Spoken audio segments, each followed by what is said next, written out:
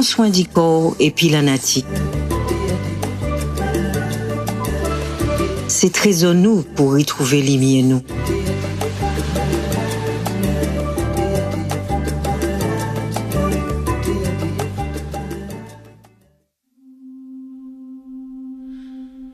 Sauti za asili zanita pole pole, sauti za asili. La forêt de jadis. Ndani ya moyo wangu. Un espace mythique et enchanteur qui nous permet de nous évader en temps voulu et qui ne regardera jamais à deux fois votre itinéraire, même si vous le sollicitez de par votre cheminement d'entre les ronces et les pavots d'un jour. Aujourd'hui, nous nous rendons au cœur de la forêt tropicale d'antan, celle que les palefreniers n'ont pas eu le temps de connaître car mal entretenue, mais surtout désertée par les colons qui ont jugé utile de se débarrasser d'un trésor naturel au bénéfice de canne à sucre, de coton et de café, qui fut la richesse de l'île et des ostréiculteurs qui utilisaient la poudre des huîtres pour en faire de l'engrais riche en azote, silice et magnésium. Toutes les denrées récoltées sur l'île étaient acheminées vers d'autres cieux pour réaliser l'exploit d'une exportation riche d'une épopée de plus en plus grandissante.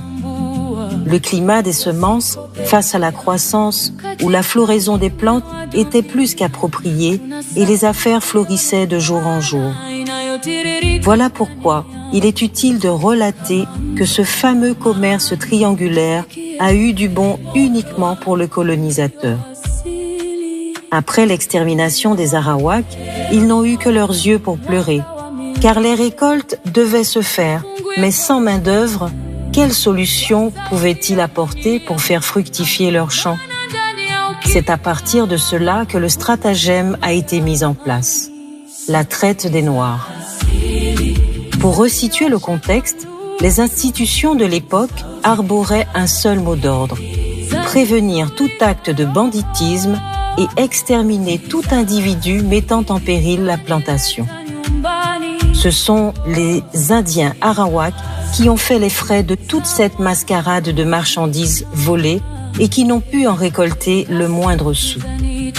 Nous nous plaisons à dire que seuls ceux qui ont vécu à l'époque peuvent comprendre que cette guerre de flibustiers et de mendicité sans nom n'a profité à personne, puisque le consul a ordonné la chute du gouverneur de l'époque pour abroger des récoltes qui ne rapportaient plus. Vivement la main-d'œuvre d'Afrique, disait-on. C'est pour cela que nos bois et nos forêts n'existent plus tels qu'ils étaient. Ce fut la razzia de toute végétation ne correspondant pas à la demande du moment, c'est-à-dire le trafic d'hommes à la chasse de cultures plus expansives et gratifiantes pour la France. C'est aussi à ce moment que nous commençons la guerre des 100 ans, celle qui nous extermine les uns après les autres pour une gloire qui n'a pas lieu d'être.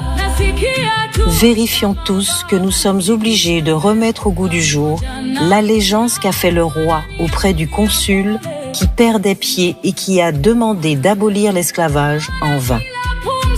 Nous portons aujourd'hui les traces de tous ceux qui ont milité, entre guillemets, pour une considération décente et qui n'ont obtenu que querelles et mépris des autochtones.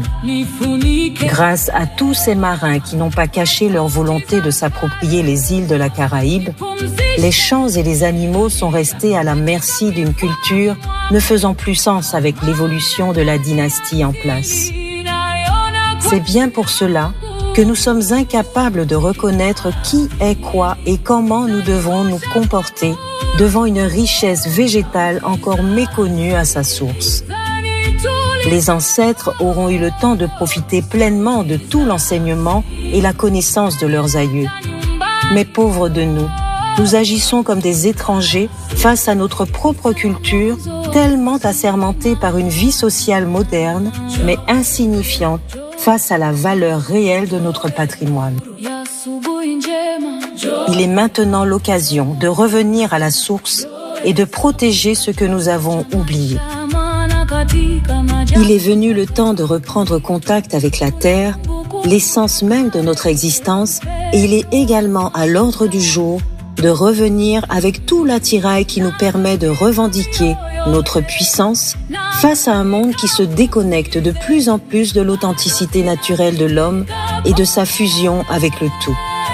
Dorénavant, chaque enfant, chaque femme, chaque homme de cette planète doit comprendre que sans un environnement naturel, nous sommes condamnés à errer à la recherche d'une tribu qui n'existait que de par les bribes d'histoire que nous retrouvons dans des livres maquillés et éhontés, de par une réalité tout autre, celle de l'aliénation par nos propres pères, mais qui ne nous empêcheront pas d'exister et de transformer notre île pour lui redonner toute la parure qu'elle mérite et qui reflète la fierté de tout un peuple rédempteur et en accord avec sa conviction de vainqueur.